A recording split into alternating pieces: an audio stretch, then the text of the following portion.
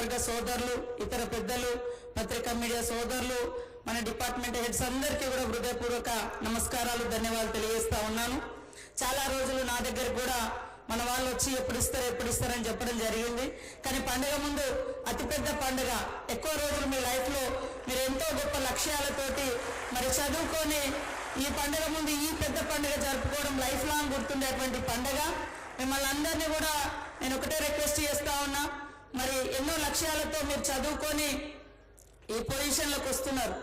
ఎంతైతే చదువుకునేటప్పుడు నిబద్ధతతో, నిజాయితీతో, అంకిత భావంతో పని చేయాలని లక్ష్యాన్ని పెట్టుకుంటారో ఆ లక్ష్యానికి మరి చేరువగానే మనం పనిచేస్తే లైఫ్ లాంగ్ ప్రజలకు గుర్తుండిపోతాం. మనం ఆ రిటైర్మెంట్ అయ్యేటప్పుడు వెనకాల చూసుకుంటే ఏం కనబడదు, మధ్యలో సాలరీస్ రావచ్చు, రకరకాలుగా ఏమైనా ఉండొచ్చు పోవచ్చు.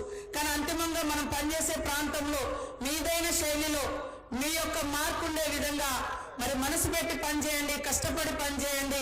ఈ ప్రజాపాలకునికి, ప్రజాపాలనకు మంచి పేరు తీసుకురండి. లైఫ్ లాంగ్ ప్రజలలో, గ్రామాలలో నిలబడే విధంగా మరి మీ యొక్క నాణ్యత ప్రమాణాలతో కూడినటువంటి డ్యూటీస్ చేసి, మంచి వర్క్స్ చేసి, అవి చూసినప్పుడల్లా ఆ వర్క్, ఆ బిల్డింగ్ ఏదైనా రావచ్చు, చూసినప్పుడు పలానా అధికారి ఉన్నప్పుడు మాకు ఈ పని చేసిండు అనేటువంటి గుండెల్లో గుర్తుండిపోయే విధంగా పని చేయండి. అది మాత్రమే మనల్ని స్వాస్థ్యంగా ప్రజలకు గుర్తించే విధంగా చేస్తుంది.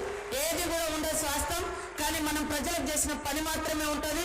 కాబట్టి ఈరోజు సీఎం రేవంత్ రెడ్డి గారు ప్రజాపాలకుడిగా ఉంటూ మరి అనేక చిక్కుముడులన్నీ కూడా విడదీస్తూ, ఎవరికి వాళ్లకు ఉద్యోగ అవకాశాలు కల్పిస్తూ, పెండింగ్ లో ఉన్న వాటిని కూడా క్లియర్ చేస్తూ ఈరోజు పండుగ ముందు కొలువుల జాతర అద్భుతంగా నిర్వహిస్తున్నందుకు, వారి టైం ఇచ్చి మనకు ఈ యొక్క అపాయింట్మెంట్ ఆర్డర్స్ అన్ని కూడా మీకు అందిస్తున్నందుకు వారికి ప్రత్యేక ధన్యవాదాలు తెలియజేస్తూ మీ అందరికీ మరొకసారి సద్దుల బతుకమ్మ దసరా శుభాకాంక్షలు తెలియజేస్తా ఉన్నాను.